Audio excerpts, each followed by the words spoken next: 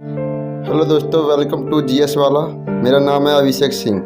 एक ऐसा इंसान जो खुद को ही ईश्वर की सेवा में लगाना चाहता था, अरे पादरी बनकर जो अपने ही धर्म की सेवा करना चाहता था, वो इंसान आगे चल के खुद को ही ईश्वर बना बैठा। और वह ईश्वर नहीं जिससे मानवता या फिर इस दुनिया का भला हो, बल्कि एक ऐसा ईश्वर जिसे सिर्फ इस बात का घमंड था कि वो इस दुनिया का सबसे शक्तिशाली इंसान है।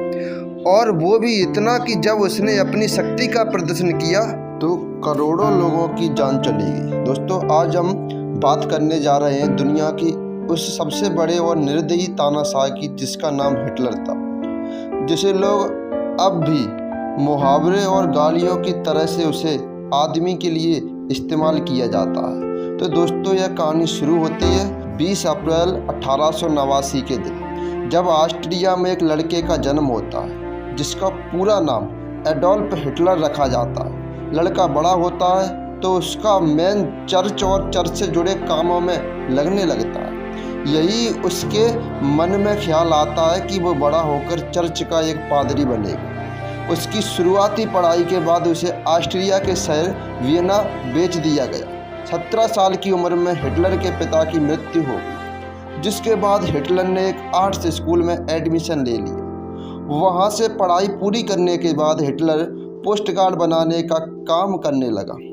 इसी काम से उसका जीवन निर्वाह होता था। इसी दौरान हिटलर के मन में यहूदियों और कम्युनिस्ट के लिए एक भारी नफरत का भाव पनपने लगता है। अब दौर आता है पहले विश्व युद्ध का। पूरे यूरोप में छिड़ जाता है, जहाँ हिटलर का मौका मिलता है कम्युनिस्ट और यहूदियों के खिलाफ भारी हुई नफरत को बाहर निकालने का, और वो फ्रांस के खिलाफ लड़ाई में जर्मन सेना में भर्ती हो जाता है। लेकिन युद्ध में मिली हार की वजह से उनका गुस्सा और भी बढ़ जाता है और वो सेना छोड़ देता है। सेना के बाद भी उसके मन में आक्रोश कम नहीं हुआ और 1919 में उसने अपने भीतर भरे नफरत को एक नया आयाम देने के लिए नेशनल सोशलिस्ट और बेटर पार्टी यानी कि नाजी पार्टी को ज्वाइन कर लिया। इस पार्टी का मुख्य उद्देश्य कम्युनिस्ट और यहूदियों से उनके सारे अधिकार छीनना था, क्योंकि हिटलर ने ऐसी घोषणा की थी और लोगों ने भी ये बातें मानी थी। साम्यवादियों और यहूदियों के कारण ही जर्मनी की विश्व युद्ध में हार हुई थी। जर्मनी की हार को लेकर हिटलर के अंदर जो नफरत की भावना थी, वो हजारों जर्मन वासियों की भावना से मेल खाती थी। हजारों की संख्या में लोग हिटलर के साथ आने लगते और हिटलर की बनाई पार्टी में जो लोग जुड़ते हैं, उनके भीतर जर्मनी के लिए कुछ भी कर गुजरने का एक अनोखा जुनून देखने को मिलता है। प्रथम विश्व युद्ध के बाद जर्मनी आर्थिक रूप से बिल्कुल कमजोर हो चुका था, जिस वजह से इसका विकास रुक गया। इसलिए उसे दौर में हिटलर ने नाजी पार्टी के अपने सारे भाषणों और व्यक्तित्वों में इस बात का जिक्र किया कि कैसे हमें पहले अपनी अर्थव्यवस्था पर काम करना चाहिए। जिस हिटलर को पहले विश्व युद्ध तक कोई जानता नहीं था, वो सन 1922 आते आते पूरी जर्मनी का एक ऐसा चेहरा बन जाता है जिसमें लोगों को एक बेहतरीन लीडर नजर आने लगता है। यही वजह होती है कि उसे एक विशाल जैन समर्थन हासिल भी हो जाता है। हिटलर ने नाजी पार्टी के सिद्धांतों के प्रचार और प्रसार के लिए समाचार पत्रों को चुना और उसने उसी के माध्यम से लोगों तक अपनी बात पहुंचाना जारी रखा। नाजी पार्टी के बाद उसने अपनी एक सेना बनाने के बारे में भी विचार किया और बना भी डाला, जिसे उसने नाम दिया नाजी सेना। अब हिटलर का जो वो था जर्मनी में खुद को पावर में लाने का, जिसके लिए उसने सन 1923 ईस्वी में जर्मन सरकार को उखाड़ फेंककर की कोशिश का प्रयत्न भी किया था, जिसमें वो कामयाब नहीं हो पाया। हिटलर पर राष्ट्रीय द्रोह का मुकदमा चलाया जाता है और उन्हें 5 साल की कैद की सजा सुनाई जाती है। हिटलर को वो कुल 13 महीनों तक कैद में रखा गया और यहीं जेल में उन्होंने अपनी पुस्तक लिखी।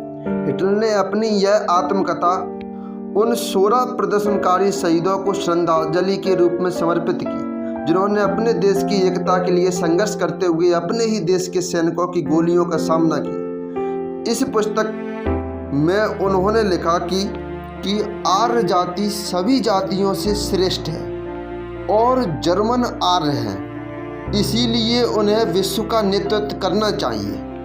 वे जर्मन नस्ल को दूसरी किसी नस्लों से बेहतर मानते हैं। अब जेल से निकलने के बाद उनके सामने अपनी छवि को फिर से बनाने का प्रयत्न किया। तब तक देश की आर्थिक स्थिति भी सुधर चुकी थी, इसलिए वह कुछ ऐसा करना चाहता थे कि वो वापस से खुद को जर्मनी का सबसे शक्तिशाली लीडर बना सके। उसे यह मौका मिला 1929 में, जब फिर से जर्मनी के स्टॉक एक्सचेंज की हालत खराब हो गई और अर्थव्यवस्था पटरी से उतरने लगी। व्यापक असंतोष का फायदा उठाकर वह वापस से लोकप्रिय बन गए। इसके बाद उसने यह फैसला लिया कि वो इस बार चुनाव लड़े। खैर 1932 के चुनाव में तो उसे कोई खास सफलता नहीं मिली, लेकिन अगले ही साल उसे जर्मनी का चांसलर बनने से कोई नहीं रोक सका। इसी चांसलर बनने के साथ ही उसने अपना कदम चक्कर चलाना शुरू कर दिया और फिर यहीं से शुरू हुआ हिटलर का वो दौर जिसके बारे में सुनकर आज भी लोग डर जाते हैं। पावर में आने के बाद भी उसने कम्युनिस्ट पार्टी को अवैध घोषित कर दिया और शुरू हुआ था जैसे ही तत्कालीन राष्ट्रपति की मृत्यु होती है वैसे ही हिटलर खुद को जर्मनी का राष्ट्रपति, सर्वोच्च न्यायाधीश घोषित कर देता है। जिसका मतलब तो ये हुआ कि अब जर्मनी में जो भी होगा वो बिना हिटलर की इजाज़त के नहीं हो सकता था। ये वही दौर था तो जब हिटलर ने गैस चैम्बर भी बनवाया और शायद आपको भी गैस चैम्बर की दर्दनाक सच्चाई पता ही होगी, लेकिन इसके बाद भी हिटलर नहीं माना। यहाँ तक कि उसने अपनी सेना बढ़ाने के लिए पूरे देश में सैन्य प्रशिक्षण का काम चालू करवा दिया, जिसमें बच्चों को भी हिस्सा लेना पड़ता था।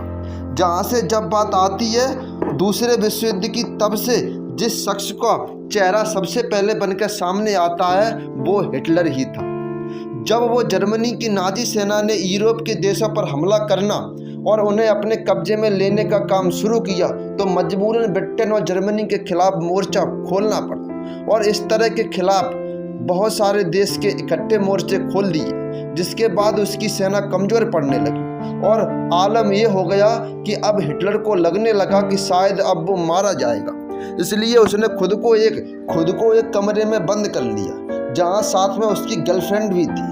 कहा जाता है कि उसने अपनी गर्लफ्रेंड शादी कर ली थी, लेकिन शादी के अगले ही दिन सब कुछ खत्म हो गया। हिटलर ने दुश्मनों के हाथों बंदी न होने की थाली और उसने खुद को गोली मारी और इस तरह से दुनिया का सबसे क्रूर तानाशाह हिटलर का खत्म।